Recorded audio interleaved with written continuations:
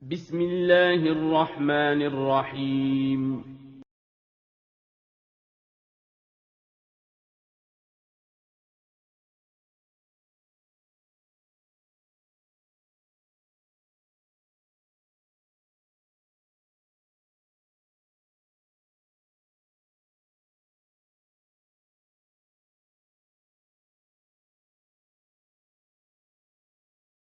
Assalamualaikum warahmatullahi wabarakatuh.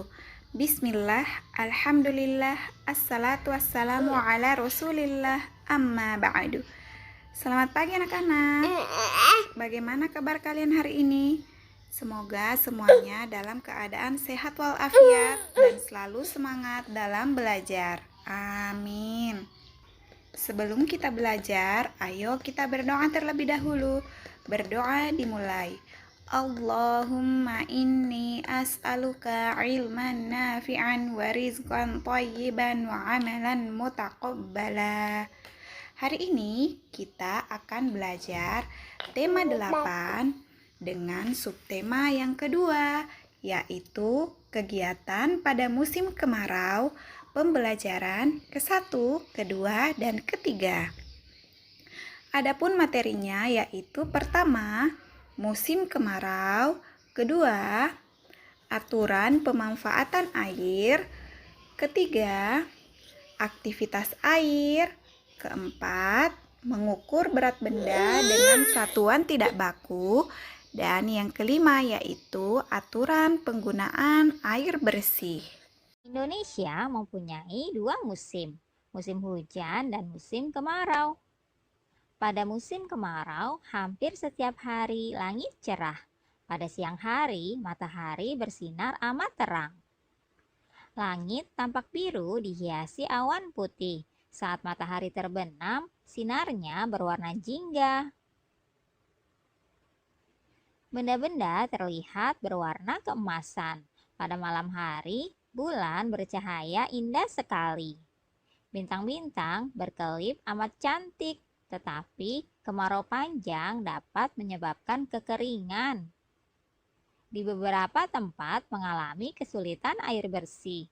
Sawah petani pun menjadi kering. Anak-anak, air sangat penting untuk kehidupan. Kita harus menghemat air agar tidak kekeringan.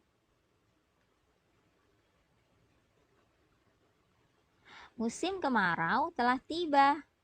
Pagi hari, matahari bersinar cerah. Siti, Dayu, dan Lani bermain di taman.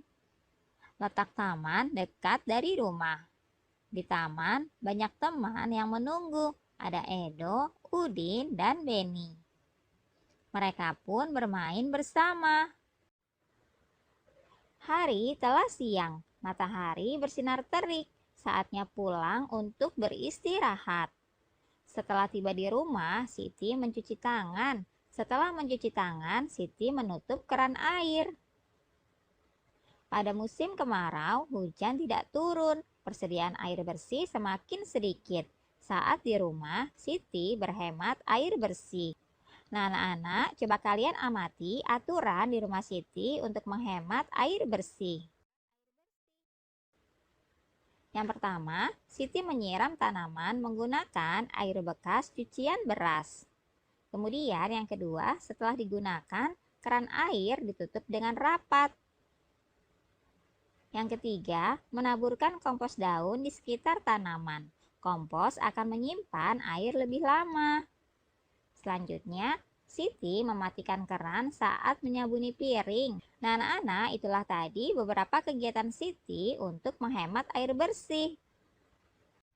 Saat musim kemarau, sungai itu menjadi dangkal. Edo dan teman-teman duduk di sungai, kemudian bermain air dengan kaki. Mereka bermain sambil menyiram air ke badan. Badan mereka terasa segar. Anak-anak, aktivitas air apakah yang kamu sukai? Lakukanlah bersama temanmu ya. Kalian bisa melakukannya dengan hati-hati. Jagalah keselamatan diri kalian masing-masing. Cuaca pada musim kemarau selalu cerah. Hari semakin sore, matahari akan tenggelam. sinar matahari menjadi berwarna jingga. Bermain air di sungai sudah selesai. Edo dan teman-teman berjalan pulang. Nah, anak-anak, bacalah percakapan antara Edo dan teman-temannya ya. Udin berkata kepada teman-teman, asik sekali beraktivitas air di sungai. Tadi kita duduk-duduk di tepi sungai. Lalu Beni berkata, kamu hebat Udin, kamu begitu berani menyiramkan air ke badan. Kemudian Edo ikut berkata, betul, tidak hanya ke badan, tetapi juga ke kepala, padahal air sungai dingin. Anak-anak, saat istirahat tiba, matahari bersinar dengan cerah. Beni dan teman-teman bermain di halaman sekolah. Sambil bermain, Beni menceritakan kegiatannya di rumah, yaitu kegiatan belajar bersama ibu pada hari libur. Beni dan ibu menimbang benda yang ada di rumah. Mereka menimbang benda dengan alat ukur tidak baku. Mereka menggunakan penggaris dan gantungan baju. Mereka juga menggunakan buku dan kelereng. Beni menggambarkan cara membuatnya di atas pasir. Nah, anak-anak, coba kalian amati gambar berikut ini ya. Ini adalah alat-alat yang digunakan oleh Beni yang dipakai untuk menimbang benda. Teman-teman dapat membuatnya di rumah. Pertama-tama, ambil sebuah penggaris panjang, lalu letakkan di atas sebuah balok. Jangan lupa atur posisi penggaris agar seimbang. Kemudian letakkan sebuah piring plastik di ujung kiri penggaris dan letakkan pula sebuah piring plastik di ujung kanan penggaris. Selanjutnya, kalian ambil buku yang akan ditimbang ya, lalu taruh di atas piring di ujung kiri. Jangan lupa ambil kelereng untuk mengukur berat, lalu taruh di atas piring di ujung sebelah kanan. Nah, anak-anak, amati sampai penggaris seimbang. Catat berat benda yang ditimbang ya. Selain penggaris, bisa juga menggunakan gantungan baju. Coba ambil gantungan baju yang ada di rumahmu ya. Nah, pertama ambil sebuah gantungan baju, gantungkan di tali jemuran. Lalu ambil 2 buah kantong plastik bening. Kalian kaitkan ya, satu kantong di ujung kanan gantungan baju. Kemudian ambil sendok yang akan ditimbang, lalu masukkan ke dalam kantong di ujung kiri. Ambil kelereng untuk mengukur berat ya anak-anak, lalu masukkan ke dalam kantong di ujung kanan. Selanjutnya kalian amati ya sampai gantungan baju seimbang antara kiri dan kanannya. Hitung banyaknya kelereng anak-anak, itulah berat sendok yang sedang ditimbang. Nah, Beni menceritakan dengan baik. Beni juga telah menggambar dengan baik. Dapatkah kamu membuatnya di rumah anak-anak? Kalian coba ya, kalian bisa meminta bantuan orang tua untuk membantu kalian. Kamu bisa menimbang benda apa saja. Kamu bisa menimbang dengan alat ukur tidak baku, seperti buku tulis, kelereng, dan juga benda lainnya. Pertama-tama, Beni menimbang dengan penggaris. Beni menimbang alat tulis dengan kelereng. Inilah hasil timbangannya anak-anak. Nah, ini benda-benda yang ditimbang, yaitu buku tulis, tempat pensil, dan buku gambar. Untuk buku tulis, hasil timbangannya setara dengan 5 butir kelereng. Untuk tempat pensil, hasil timbangannya setara dengan 8 butir kelereng. Nah, untuk buku gambar, hasil timbangannya setara dengan 7 butir kelereng. Itulah benda-benda yang sudah ditimbang oleh Beni. Setelah memperhatikan tabel timbangan Beni tadi, kalian jawab ya pertanyaan berikut ini. Yang pertama, benda manakah yang paling berat? Coba kalian perhatikan kembali ya tabel yang sudah dibuat oleh Beni, lalu kalian jawab. Pertanyaan kedua, benda manakah yang paling ringan?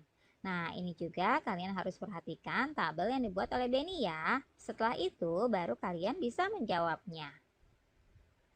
Pertanyaan ketiga, coba kalian urutkan benda dari yang paling ringan. Kalian tuliskan ya. Jangan lupa urutkan pula benda dari yang paling berat. Nah, ini juga kalian tuliskan dengan rapi di buku latihan kalian masing-masing ya. Nah, anak-anak, selanjutnya Beni menimbang dengan gantungan baju. Beni menimbang alat dapur dengan buku tulis. Inilah hasil timbangannya. Benda-benda yang telah ditimbang oleh Beni diantaranya adalah sendok aluminium. Hasil timbangannya untuk sendok aluminium ini adalah setara dengan 2 buku tulis. Berikutnya, gelas plastik. Hasil timbangannya setara dengan 1 buku tulis. Nah, benda yang ketiga adalah piring plastik. Hasil timbangannya adalah setara dengan 4 buku tulis. Nah, anak-anak, itulah tadi hasil timbangan Beni dengan menggunakan gantungan baju. Beni menimbang alat dapur dengan buku tulis. Kalian juga bisa lakukan hal yang sama di rumah kalian masing-masing ya. Jangan lupa tuliskan nama benda dan juga hasil timbangannya.